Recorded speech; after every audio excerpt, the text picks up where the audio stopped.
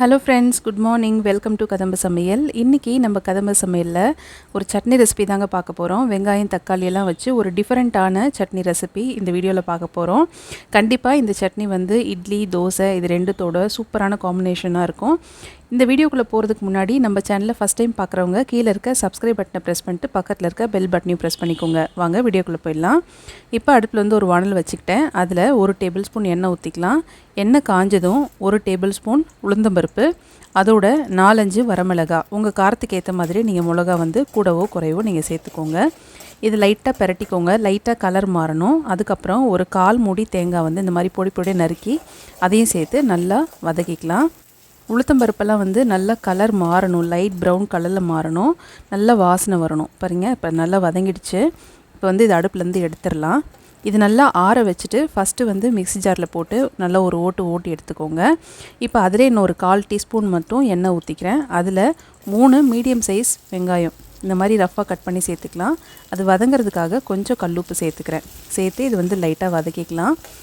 இது வந்து கொஞ்சம் சாஃப்டாகிற அளவுக்கு நல்லா வதக்கிக்கோங்க. இப்போது நல்லா சாஃப்ட் ஆகிடுச்சு. இந்த டைமில் நம்ம தக்காளி சேர்த்துக்கலாம். தக்காளி வந்து நான் 2 மீடியம் சைஸ் தக்காளி எடுத்து வச்சுருக்கேன். அதையும் இந்த மாதிரி கட் பண்ணி சேர்த்துக்கலாம். 3 வெங்காயத்துக்கு 2 தக்காளி சேர்த்துருக்கேன். இது வந்து நல்லா வதங்கிட்டு இருக்கட்டும். அதுக்குள்ளே இப்போ நம்ம ஏற்கனவே வறுத்து எடுத்து வச்சுருந்ததெல்லாம் ஆறிடுச்சு. இப்போ அதை மிக்ஸி ஜாரில் போட்டு நல்லா அரைச்சி எடுத்துக்கலாம். ஏன்னா நம்ம ரெண்டுத்தையும் ஒன்றா போட்டு அரைச்சின்னா அந்த தேங்காய் வந்து சரியாக அரைப்படாது. அதனால தான் இப்படி அரைச்சி எடுத்துக்கிறோம். வெங்காயம் தக்காளி என்னாச்சுன்னு பார்க்கலாம். பாருங்கள், நல்லா வதங்கி வந்துட்டுருக்கு. இப்போது நல்லா ஃபுல்லாக வதங்கிடுச்சு. அவ்வளோதான். இப்போ அடுப்பை ஆஃப் பண்ணிடலாம். ஆஃப் பண்ணிவிட்டு இது நல்லா ஆற வச்சுக்கலாம். நல்லா ஆற வச்சுட்டு இதையும் வந்து நம்ம ஏற்கனவே அரைச்சி வச்சுருந்தோம் இல்லையா, அந்த தேங்காவோட இதையும் சேர்த்துக்கலாம். சேர்த்து இது எல்லாத்தையுமே சேர்த்து இப்போ நல்லா நைஸாக ஊட்டி எடுத்துக்கலாம். உங்களுக்கு வந்து தண்ணி வேணும்னா கொஞ்சமாக ஊற்றி நல்லா நைஸாக அரைச்சி எடுத்துக்கோங்க. பாருங்கள், எல்லாத்தையும் ஒன்றா போட்டாச்சு. நான் வந்து கொஞ்சமாக தண்ணி ஊற்றி நல்லா அரைச்சி எடுத்திருக்கேன்.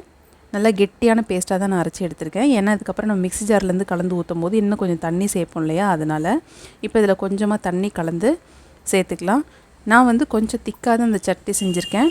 உங்களுக்கு வந்து திக்னஸ் எப்படி வேணுமோ, உங்களுக்கு எப்படி பிடிக்குமோ அதுக்கேற்ற மாதிரி நீங்கள் தண்ணியோட அளவுகளை வந்து சேர்த்துக்கோங்க. எனக்கு வந்து இப்போ இந்த தண்ணி ஊற்றினா எனக்கு போதுமான அளவுக்காக இருக்கும். அவ்வளோதான். இப்போ வந்து இந்த சட்னியை தாளிச்சிக்கலாம். ஒரு தாளிக்கிற கரண்டி வச்சுட்டு 1 டேபிள் ஸ்பூன் எண்ணெய் காஞ்சதும் கொஞ்சம் கடுகு வந்து ஃபுல்லாக வெடித்து வந்ததுக்கப்புறமா ஒரு கொத்து கருவேப்பிலை சேர்த்துக்கலாம்.